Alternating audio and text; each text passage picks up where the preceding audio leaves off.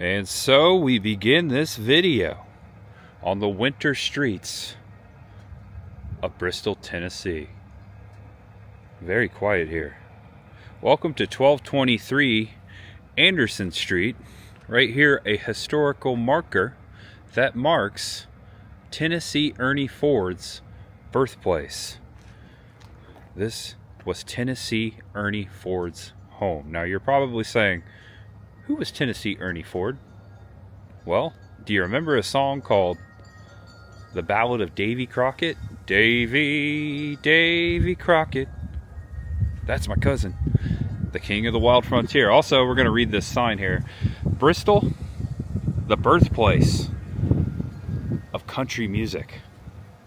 And this is one of Bristol's own country music singers, Tennessee Ernie Ford. Had to start the video here. Ernest Jennings Ford was born 13th of February 1919 in Bristol, Tennessee. In 1937, he began his career at the WOPI radio in Bristol, known professionally as Tennessee Ernie Ford.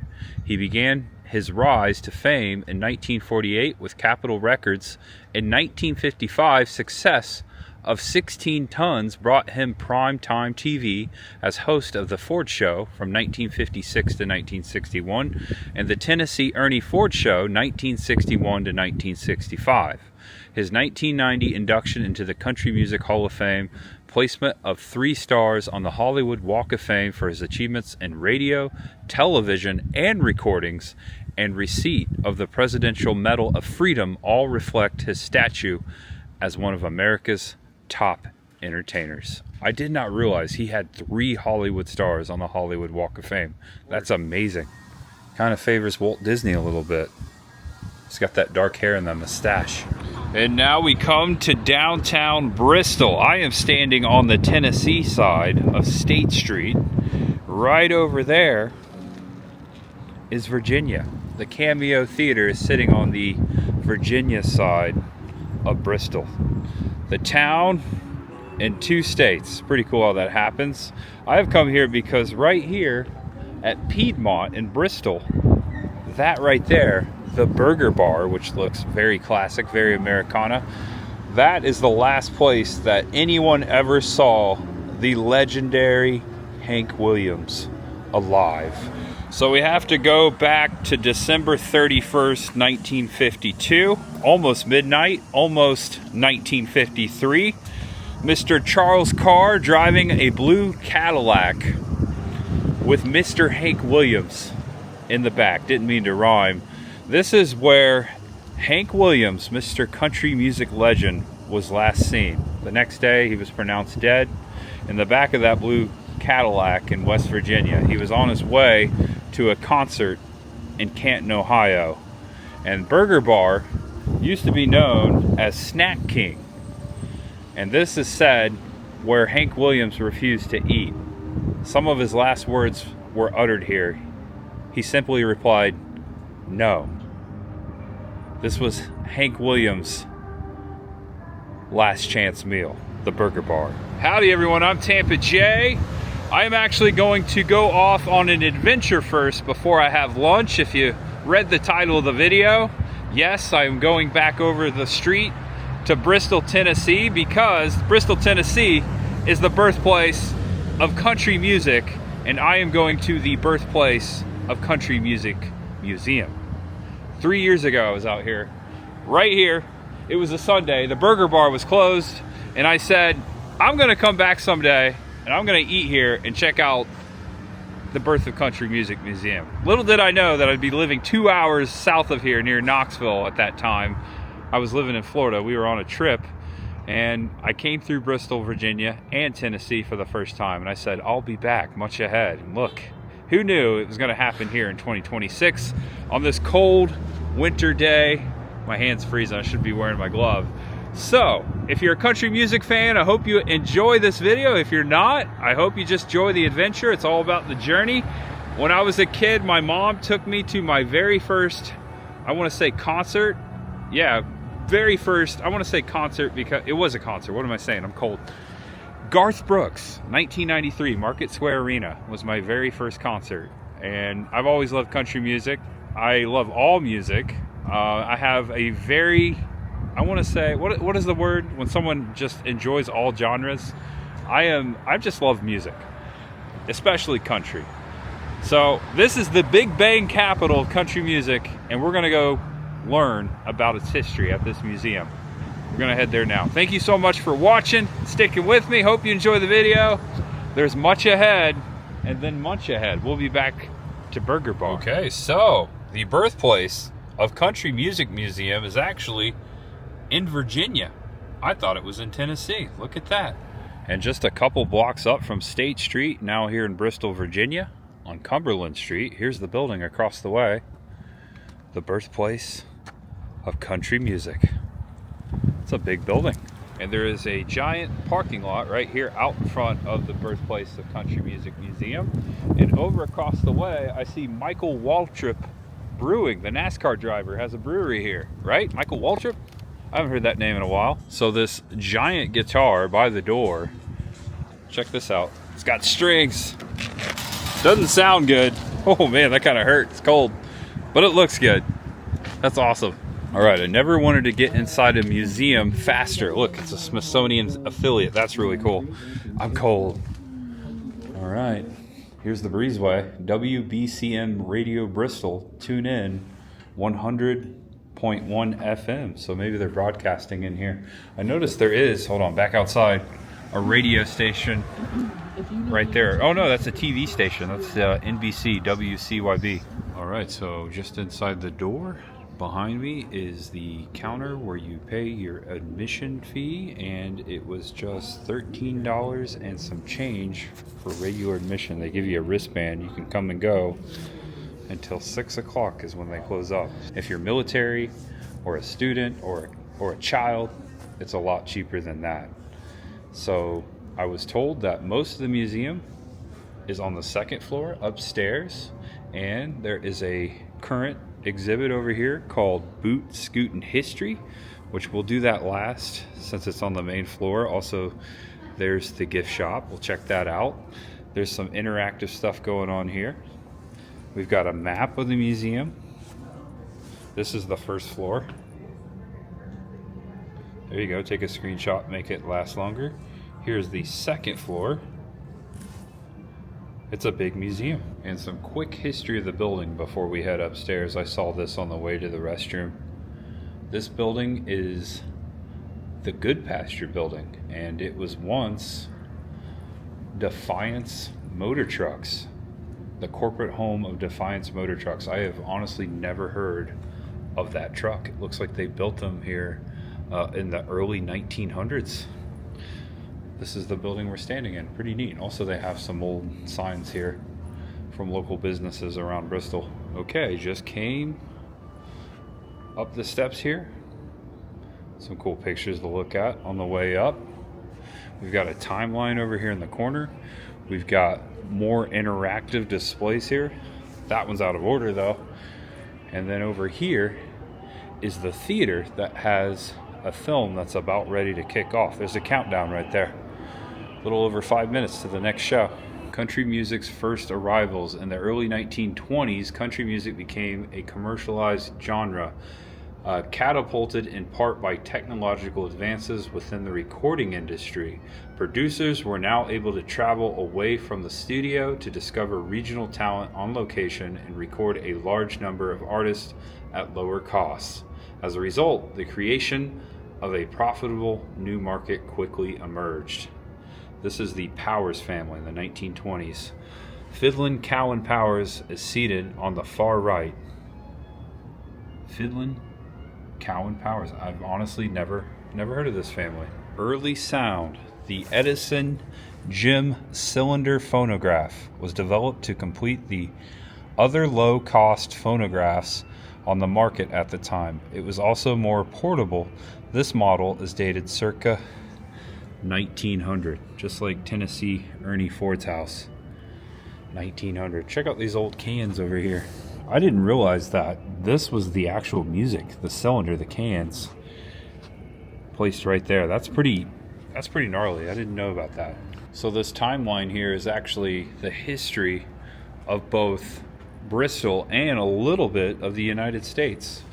Specifically along the wall, I see Yellowstone National Park, 1877, Thomas Edison's phonograph, and then right here, 1852, this is more so for Bristol, Joseph Ray Anderson has 100 acres surveyed, which will become the town of Bristol. Also, it says that Bristol, Virginia was formerly known as Goodson, Virginia, and it changed its name in 1890 to Bristol, Virginia. I didn't know that. And all the way down here to 1931, the Paramount Theater opens on February 20th with the showings of the film It Pays to Advertise. Old Paramount Theater. I didn't see that downtown. I wonder if it's still there. Here's a cool display that talks about the economy, the history of the economy, and Appalachia, industrialization and modernization of Appalachia. Now that's a mouthful. Some really neat old pictures here. This is a picture of State Street way back when they had, look, they had streetcars on State Street. All right, so we've got 23 seconds. All right, we're going in. I guess we have to open the doors ourselves. Whoa. I think we have it all to ourselves. They'll pick a seat here. We settled here in these Appalachian mountains and valleys. We brought our musical traditions with us.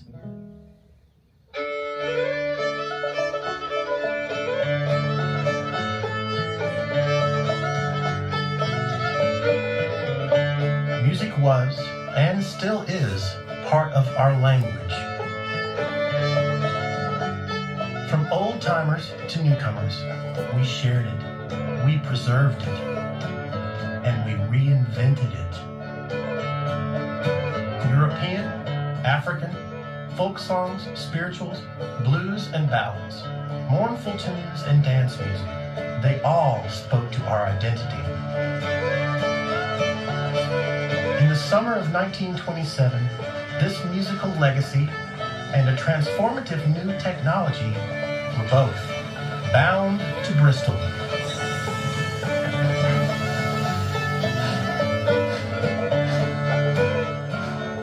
John Carter Cash. That summer, stirred up by talent scouts and newspapers, pickers and singers, gospel choirs, and professional entertainers all came to Bristol. From down the road and hours away, they came to record their music, most for the very first time. No one knew then that these 10 days would come to be known as the Bristol Sessions. By the early 1920s, Bristol was hopping. Agricultural markets, a new pharmaceutical industry, and a busy railroad connecting it to the rest of America. A few musicians from southern Appalachia had had a taste of the fledgling recording industry in Atlanta and New York. Back then, you couldn't go nowhere unless you went on the railroad. Ernest Stoneman was one of the first to record. Then I rode a couple of companies in New York, and I got on the train and went up there. It was on Monday morning, just about 1 o'clock. You had to sing through a horn then. They didn't have a microphone. In the roaring 20s, the race was on to use technology everywhere. Consumers in the city and in the country were buying phonographs, and the demand for recorded music was on the rise.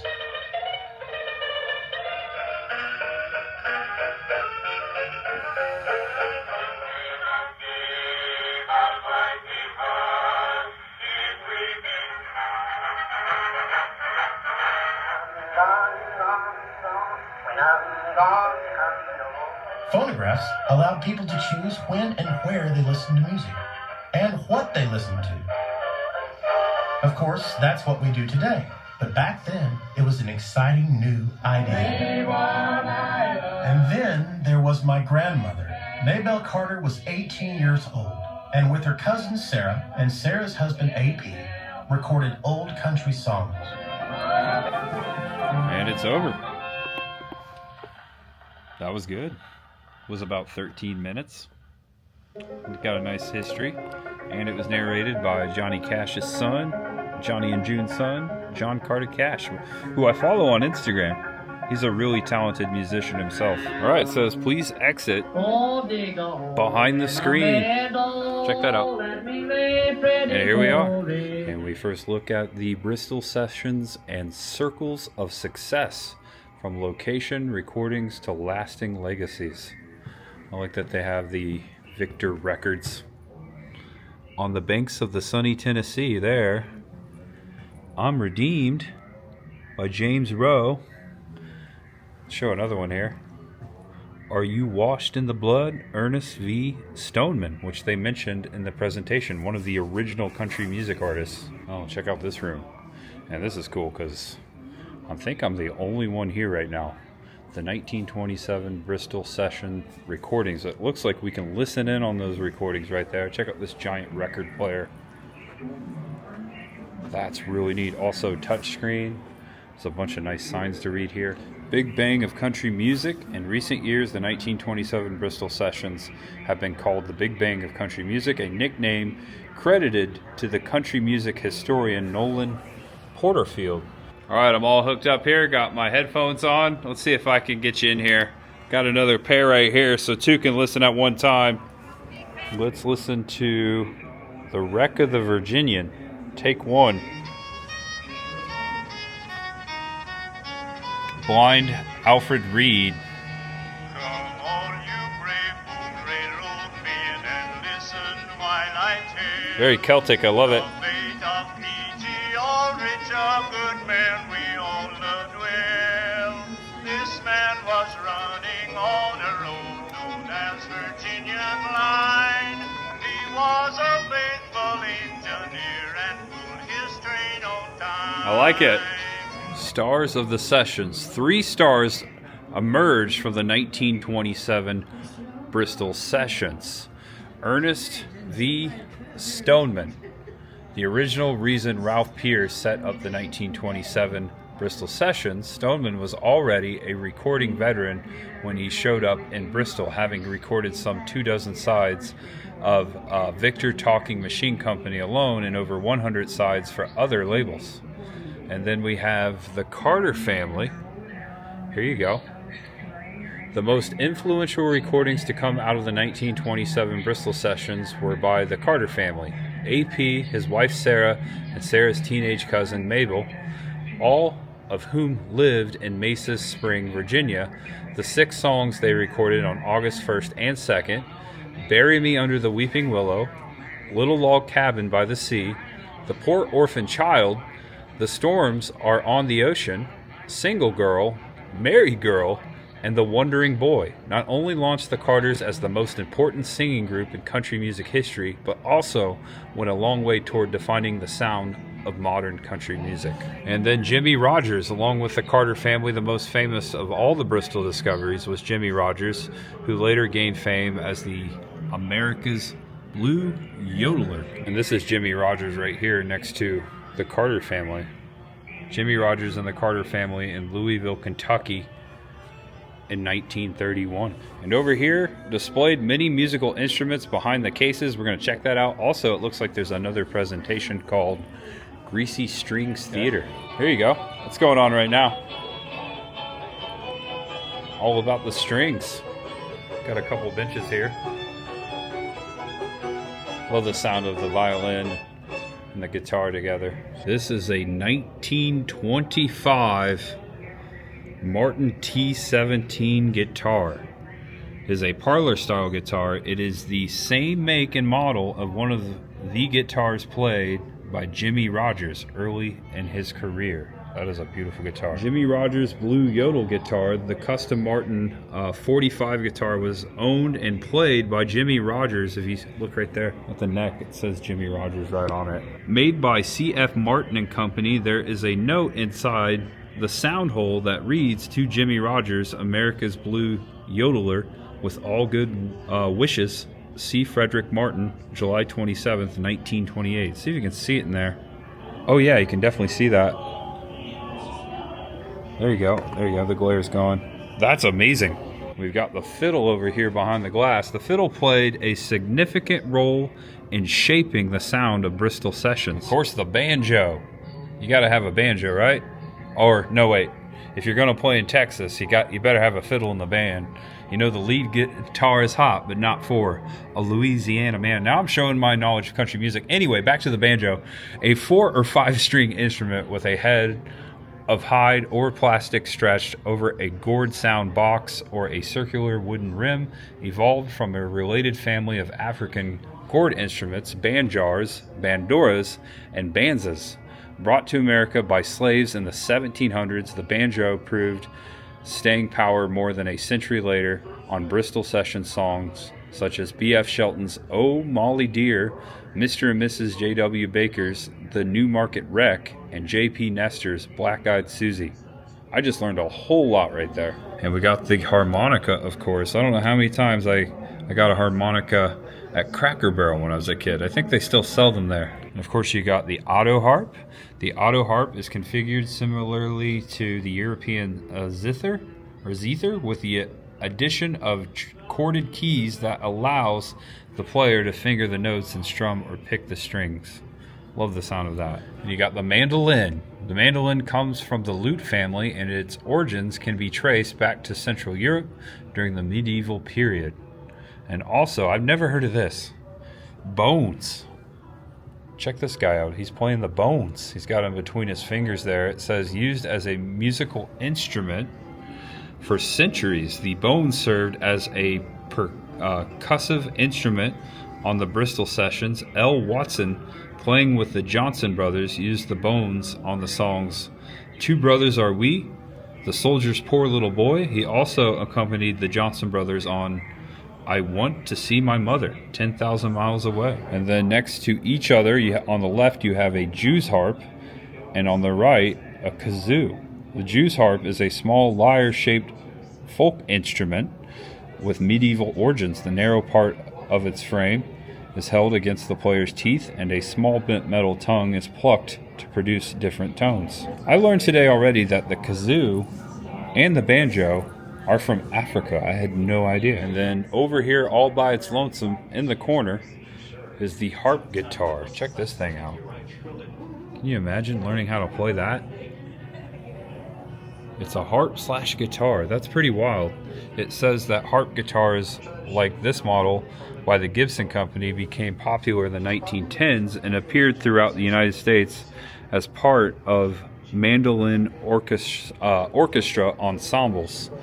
This is renowned harp guitar player Stephen Bennett playing his great-grandfather's 1909 Dyer Brothers harp guitar. Singing the story of grace, the influence of church on the Bristol sessions and beyond. Traditional country music musicians share a common thread when discussing their musical origins: church. Many of the musicians who recorded in the 1927 and 28 Bristol sessions learned to play their instruments and to sing while they attended church. And I know the Carter family always said that. They grew up singing the hymns, the church hymns. This is pretty cool how they kind of placed a church in here, and we can walk in. Check this out.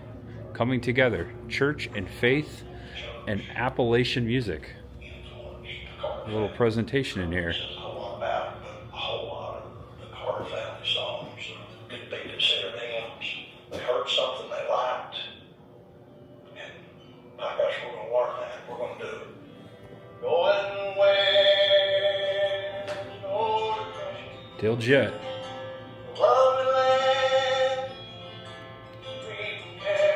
Love that sound. Love the sound of gospel music. So pretty. Blind Alfred Reed. George Massengale. Got Ernest Phipps over here.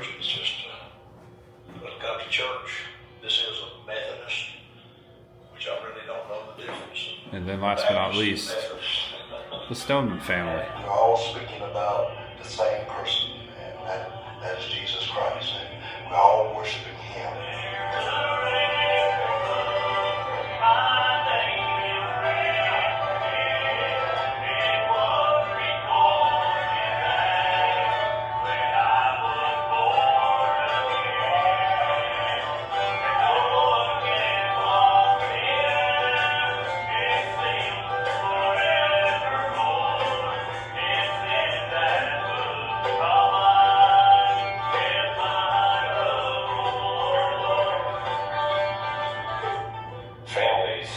has had a big part in this type of music. The same, the blend of harmonies. It's unlike anything that's very particular. If you have friends in glory land who left because of pain. My mama went to the old Brethren Baptist churches. That was fun. This is an old Victrola. Look at this. Before it was RCA. You got the dog up there. So this came out of the old Stretchy Brothers music store, and there's a plaque back there that says Stretchy Brothers, Bristol, Tennessee / Virginia. All right, we got dancing, different cultures and their various forms of dancing, including European figure dancers, African circle dances, and Native American ceremonial dances came together on the American frontier. These dance forms, along with some urban mainstream dances, all contributed to the distinctive dance styles that developed in the southern Appalachians. I'm thinking of bluegrass music. My grandparents grew up in Kentucky. I'm thinking of rock and roll, of course. Thinking of swing dancing. Thinking of line dancing. They taught us how to line dance in high school. It all kind of comes together. It all kind of comes from the same places. People, place, and music making, the roles of community, labor, and faith in Appalachia. Social spaces, the homestead, the general store, the furniture store, and the barber shop were central to the community and developed as places where music was made. Work such as farming and the timber and rail industries and church were also integral to people's lives.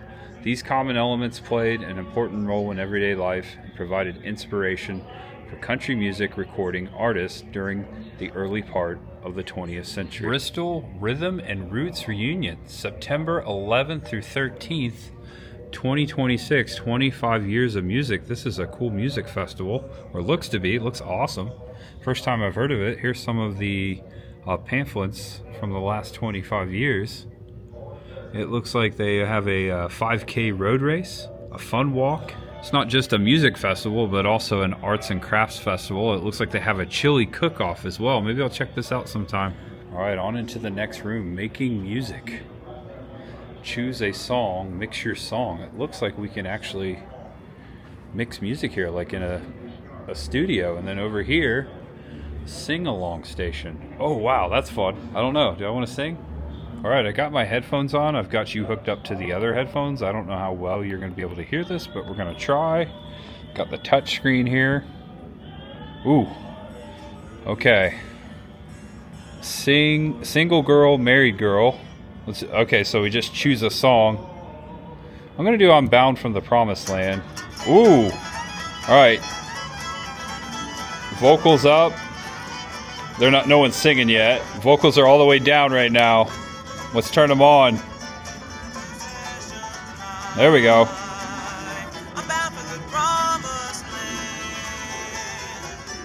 Vocals out. Rhythm up. Vocals down.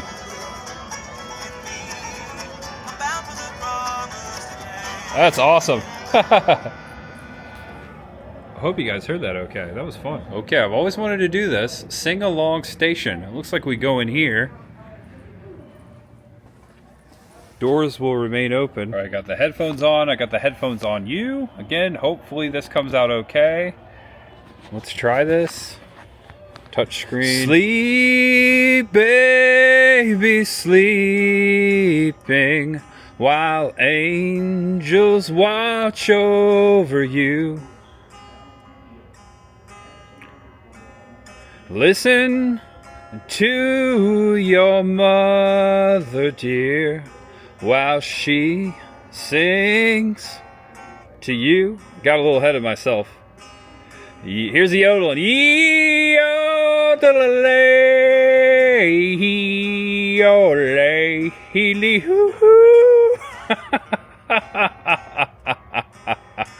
Oh man.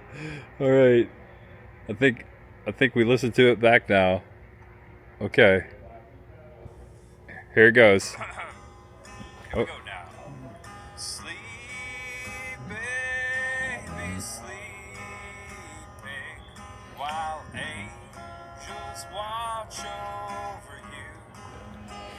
Not too bad. Listen to your mother dear while she sings to you. Got a little ahead of myself. Here's the yodeling.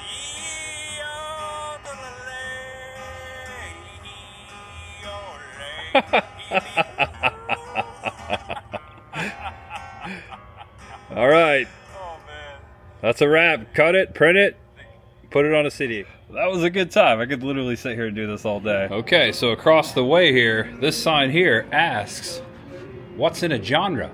A category of artistic, musical, or literary composition characterized by a particular style, form, or content. Have you argued with someone about whether a song is one genre or another? While bluesy harmonica pieces recorded in 1927 by African-American musician L. Watson were marketed in Victor's Race Records series, similar blues-inspired harmonica pieces by white musician Henry Witter were marked as hillbilly music. Dolly Parton, here playing the banjo on the Grand Ole Opry stage in 1977, was inducted into the Country Music Hall of Fame in 1999. There's Dolly. I knew we'd see her. And across from the recording studio, they have a listening station. Bury Me, The Weeping Willow, the Carter Family. There you go.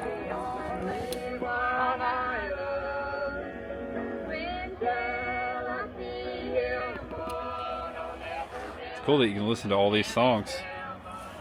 Made famous by the Carter family, this song has roots in folk music dating back to the 1800s. Hey, look at that. It's Tennessee Ernie Ford. That's what it's called. And it's no bigger than Bristol or Fordtown, Tennessee. It does look like Walt Disney a little bit, huh? On the other side, the Tennessee Ernie Ford show is playing, and then they have a history, some memorabilia here of Tennessee Ernie Ford, Bristol's radio, recording, and television star, hometown hero. There he is right there. And right here is Tennessee Ernie Ford's Presidential Medal of Freedom that he was awarded in 1984. That's pretty cool to have this in here. And also next to that, we've got a couple more awards. This is the Minnie Pearl Award. He received in 1990, lifetime dedication to country music community. And then right here is the 1974 Billboard Trendsetter Award for being the first American recording star to bring country music to the Soviet Union. Oh wow, looks like someone's in there playing, hello, someone's in there playing the guitar. Radio on a national scale. Radio emerged as a powerful medium during the 1920s, transforming the ways in which audiences, both rural and urban alike, access the consumed art, music, entertainment, and politics. Consider it the first internet, my friends. Here's the control room from the radio station, the control room. Hi. Hey man, how you doing? How you doing? Good. All right, guys, I just had the pleasure of meeting Oscar Harris, the musician that is about to be on this radio show. A really nice guy. He lives about 20 minutes from here in Virginia. He said that this show, hosted by a man named Bill in here, this is the 200th show, and he was the first guest on the first show, so Bill invited him back to perform on his 200th show, his 200th episode. So shout out to Oscar Harris. Check him out. I'm not so sure where we can find his music, but you can find it right here today on the radio in Bristol. That must be Bill. Okay, this is cool. Technology shapes the ways we listen. How do you carry your music? And it's a little timeline of sound. Starting off with this phonograph, Edison cylinder catalogs. Then we got the record players coming into play. There's another Victrola. We've got this. This is a crystal radio set, Western Electric set. I've honestly never seen that. This is a battery tube radio. And then we've got the RCA Victor, produced in the 1950s. Check out the controls there, that's classic. And then we got the RCA Victor 9 45 record player. And then We've got the transistor radio, of course, 1950s. It's an old Zenith RCA. Oh no, that's a Zenith back there. This is an RCA. And then we got the 8-track. This is a Panasonic from the 70s. I wish I had that. And then we got the Sony TPS L2. That came out before the Walkman, I believe. It's a Sony Walkman, technically. More popular name. And that is the 1984 Sony D50 CD player. Like this one seen here, made its debut in the music market as the first portable CD player. And then right there, wow, this is old to me. Despite being one of the earliest MP3 devices, Rio players were cutting edge in their size and design. This player is from 2002. I have actually never seen an MP3 player like that. Looks like it goes around your arm. Wish we could hear what's going on. Look at that.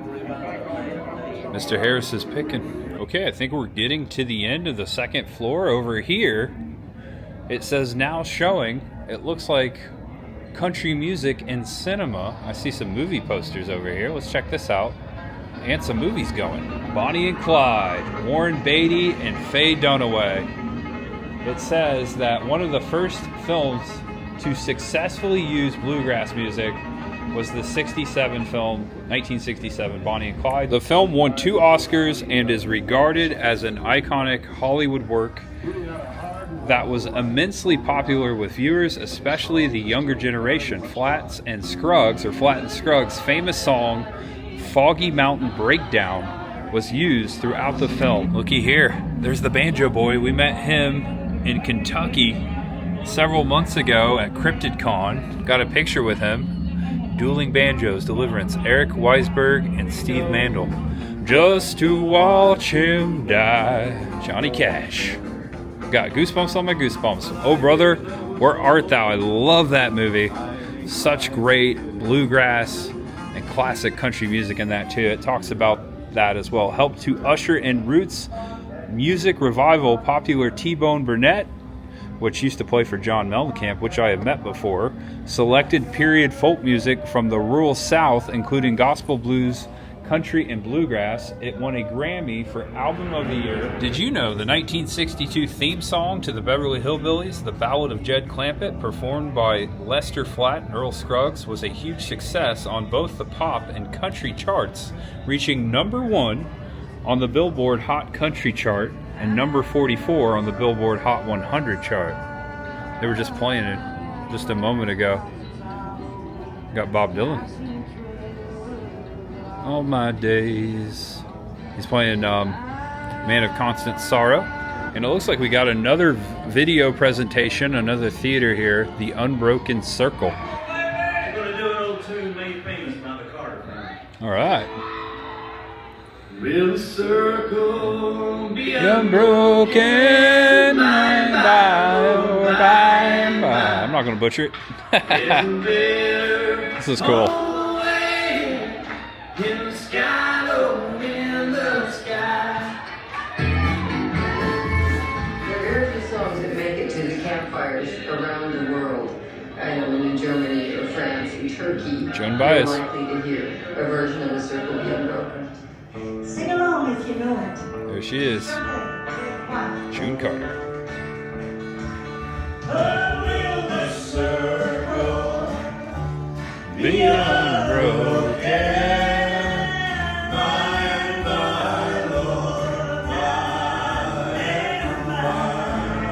To me, the unbroken circle that remains is music.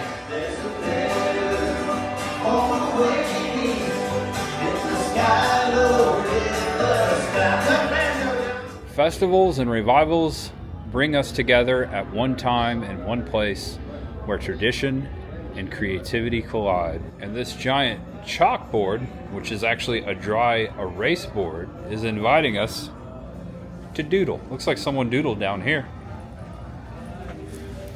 North Dakota. Looks like they're from North Dakota. I guess I got a doodle too, right? I got a doodle in Bristol. I already sang, now I got a doodle. Yeah, why not? Oh, cool. There you go, that's better. I colored it in a little bit. Also,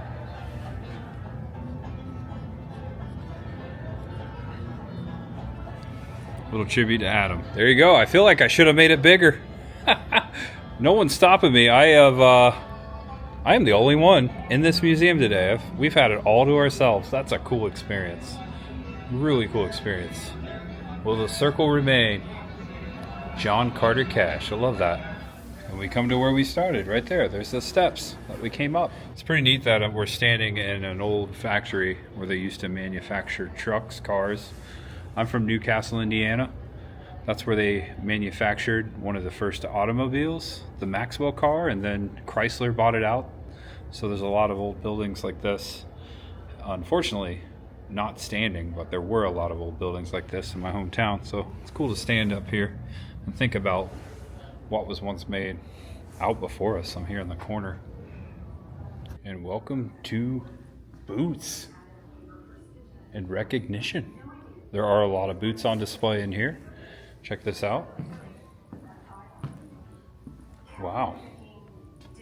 Handmade boots. So this display in here, this exhibit, is donated by the National Cowboy and Western Heritage Museum on loan. Lisa Sorrell, artist in boot design.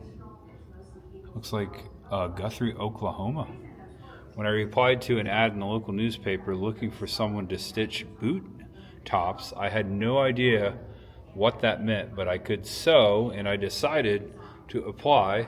Jay Griffith, the shop owner, cussed at me and told me that sewing fabric was nothing like sewing leather. He was correct. But as it turned out, I was good at both. I love cowboy boots.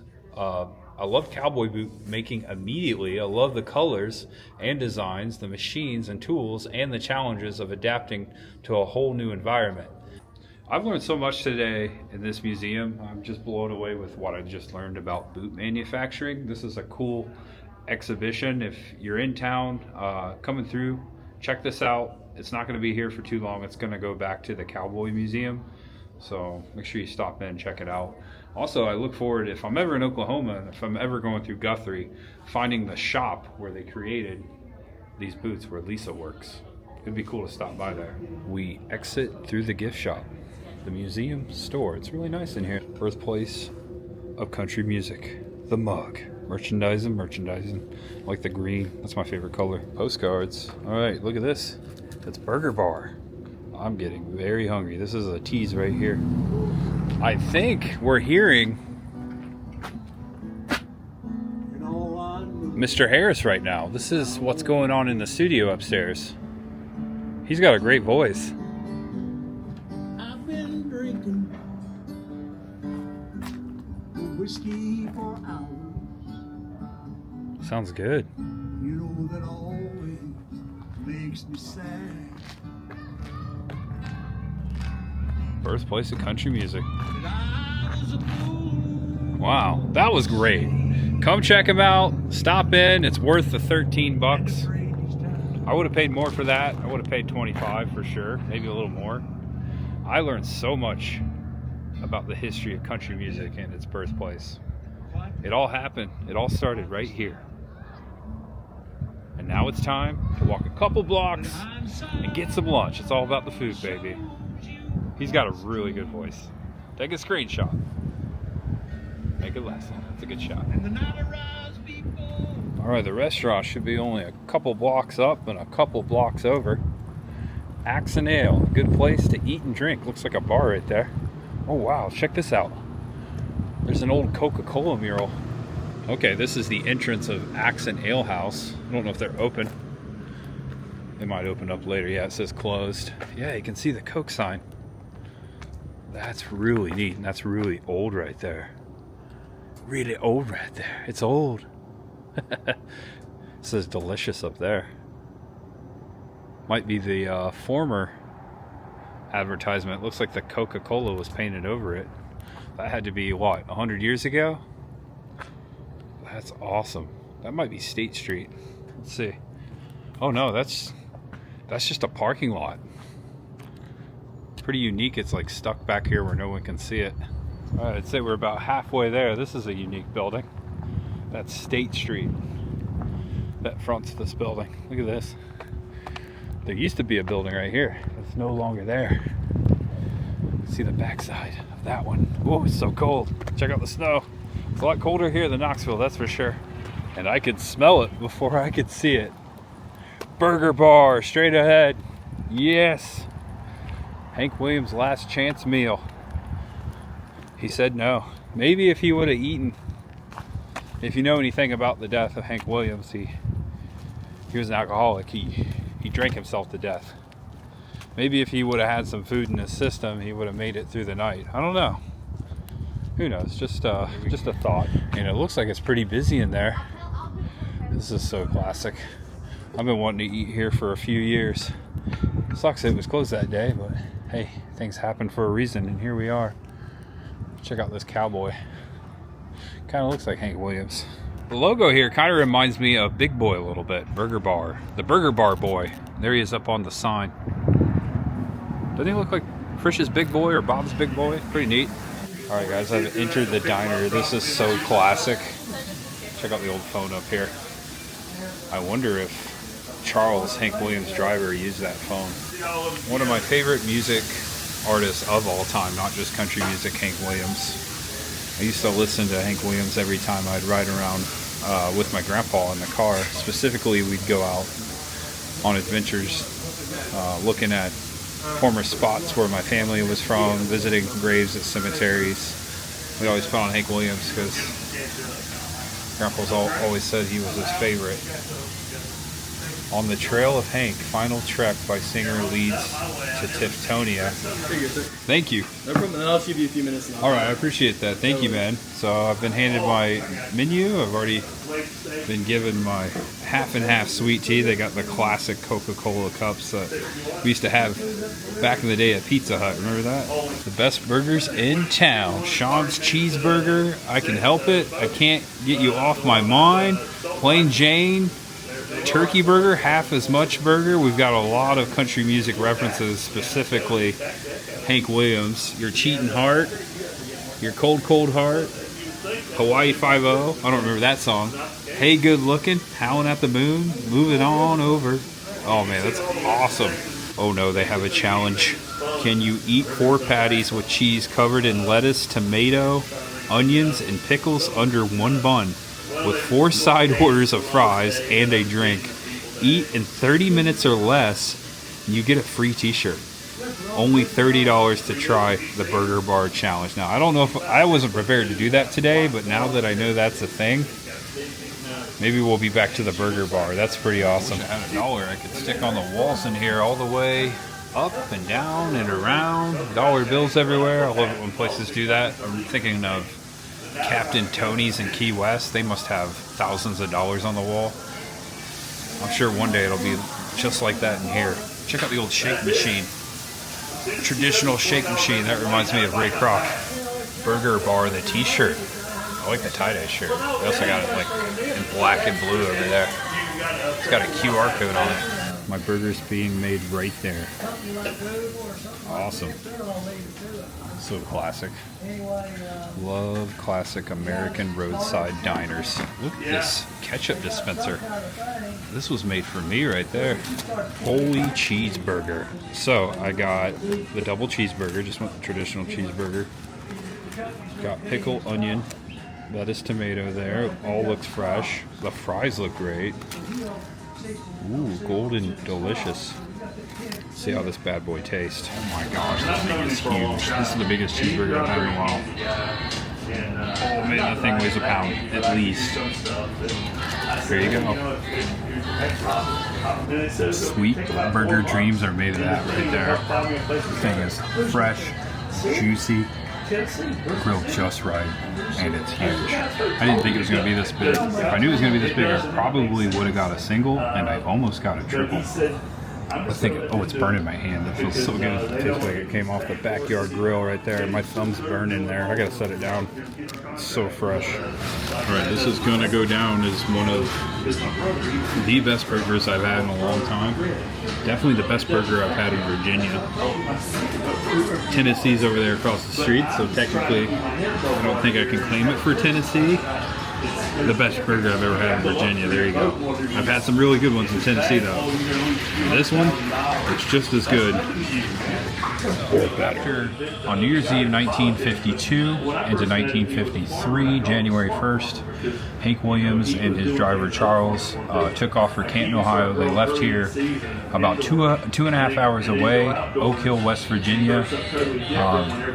Charles stopped. I believe it was like outside of a restaurant. He came back to check on Hank and found Hank passed away in the back seat. It was here where he last spoke and where people last saw him. He refused the food.